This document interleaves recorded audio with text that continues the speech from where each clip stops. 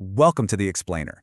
Okay, let's just jump right into this, because today we are going to challenge a deeply held assumption that pretty much all of us share. We tend to look around at our blue skies and our green forests, and we think of Earth as this ultimate, perfect, forever home for life. But what if I told you that our planet is actually deeply flawed, and that our star is, quite literally, a cosmic ticking time bomb? Prepare for a bit of a cosmic rug pull here. Our so-called reliable yellow dwarf sun is actually an incredibly unstable, short-lived furnace. We've actually already burned through 70% of Earth's habitability window. That's right, 70% of our time is just gone. Earth really only has a mere couple of billion years left before the sun just keeps getting hotter and, well, ends the whole shebang. It's a tough truth to swallow, but Earth is actually kind of mid-tier. I mean, it feels perfect to us, right? But that's only because we evolved here. The reality is that massive portions of our globe are entirely hostile wastelands. We're talking vast deserts of ice, scorching heat, barren rock, and absolute pitch-black oceanic darkness.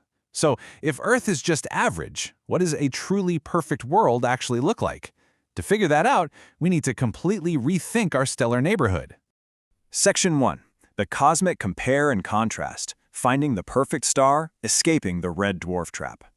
There's a fascinating cosmic rule of three at play here when looking at stars. First, you've got yellow dwarfs like ours, which burn out way too fast. Then you've got red dwarfs. Now they make up 70% of stars and live for trillions of years. But there's a massive catch. They tend to tidally lock their planets, freezing one side and baking the other, and the young ones violently vomit out deadly, sterilizing radiation. But then you have orange dwarfs. They sit in the absolute perfect Goldilocks zone. You get stable energy, perfectly safe radiation, and an insane lifespan of up to 70 billion years. That 70 billion year lifespan is the ultimate canvas for what scientists call a super habitable world. We aren't just looking for a planet where life can merely survive. No, we are looking for a world that is absolutely ideal. A place boasting so much more biomass and staggering biodiversity that it would make Earth look like a barren, empty desert by comparison. So, let's build this ultimate world. Section 2. The perfect orange star and planet Hestia. 70 billion. I really want to anchor this staggering number in your mind for a second. This represents the almost eternal timeline that life has to emerge, evolve, and thrive under the calm, steady glow of an orange dwarf star. Just imagine the evolutionary runway of an empire that lasts 10 times longer than the total current age of our entire solar system. It's wild. So what would this perfect world, let's call it Hestia, physically look like? Well, it's a super-Earth. It sits at about 1.3 times Earth's radius, giving it 70% more surface area. That simply translates to a lot more prime real estate for life to take hold. It also has almost twice Earth's mass. This means if you were walking around on Hestia right now, you'd feel about 20% heavier. But size alone isn't going to make a paradise. Without the right internal engines, Hestia would just be a hot, dead rock floating in space. We absolutely need two vital planetary upgrades here. First, a massive metallic core to generate a powerful magnetic shield. If we don't have that, solar storms are going to blow the atmosphere entirely away, which is exactly what happened to Mars. Second, active plate tectonics. Without the plate shifting to unload internal heat and safely bury carbon dioxide, you end up with an apocalyptic volcanic hellscape like Venus. Okay, so with our planetary engine humming perfectly safely beneath our feet, let's take a look at the surface. Section 3. Building a 70 billion year empire. The land. Earth's biggest geographic flaw is its megacontinents. They inevitably create these massive, hostile inland deserts that are miles and miles away from any water. Hestia completely fixes this by being an archipelago world.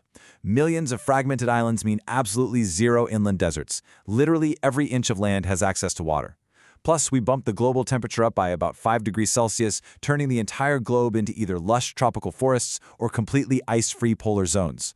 Throw in 36-hour days and 4 small moons for perfect gravitational stability, and you have achieved peak geographical perfection. Because Hestia orbits an orange dwarf, the light bathing this endless tropical archipelago is totally different from what we're used to. Plants here wouldn't be bright green. They'd actually evolve darker shades, almost black, to efficiently hoard that fainter, warmer orange light. This would create these sweeping, dark canopies stretching over massive island cacti and towering high plateau fungi forests. And this brilliantly illustrates exactly how geography drives evolution. Because the land is broken up into millions of isolated islands, you get hundreds of thousands of private, highly specialized ecological niches. This isolation lets the most bizarre evolutionary branches flourish.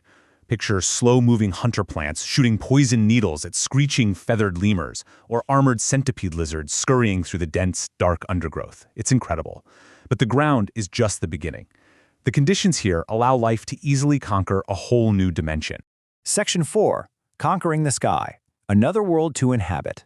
Hestia's extra gravity allows it to hold on to a super dense atmosphere. It's roughly 1.5 times thicker than Earth's and incredibly rich in both oxygen and carbon dioxide. Now, normally, super high oxygen levels mean catastrophic global wildfires, but Hestia's intense humidity means it basically rains constantly, keeping the fires totally in check. This incredibly oxygen-rich air acts as a biological supercharger. It fuels explosive metabolisms and allows for colossal land animals. Think massive four-legged insect megaphants. Oh, and because the air is so thick, it transfers sound incredibly well. This would be a very, very loud, chaotic world.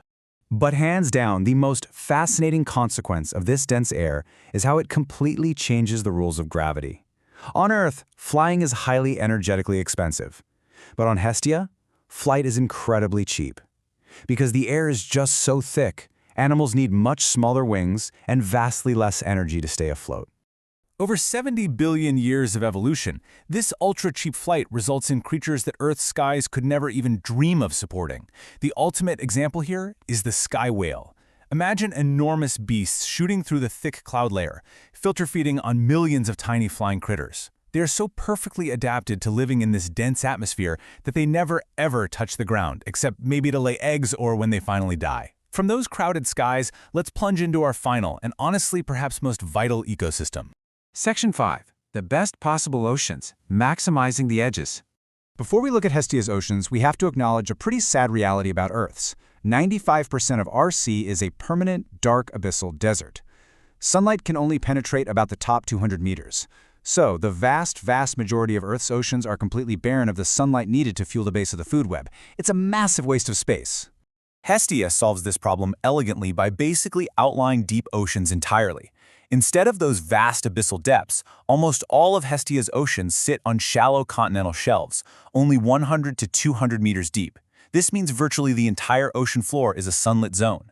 Every single square inch of the seafloor acts as an absolute engine for life and photosynthesis.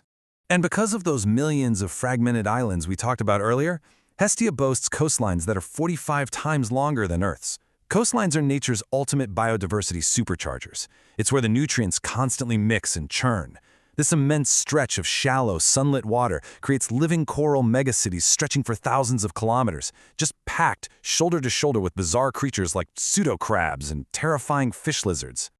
So, let's tally up the final results of this 70 billion-year empire. A mid-tier planet like Earth hosts roughly 9 million complex species.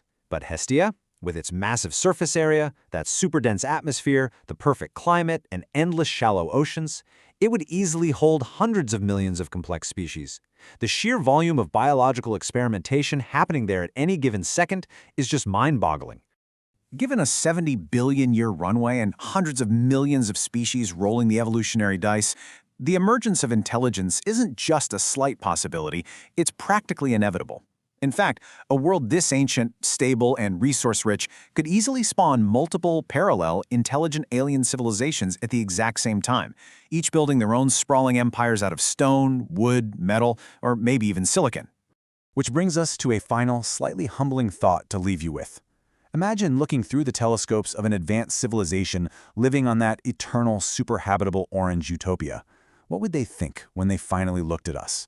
When they observed our freezing winters, our burning inland deserts, and the tiny specks of green clinging to a rock that orbits a ticking time bomb of a yellow star? Would they pity us, or would they just look at our precarious, temporary little existence and simply say, "No, thank you"?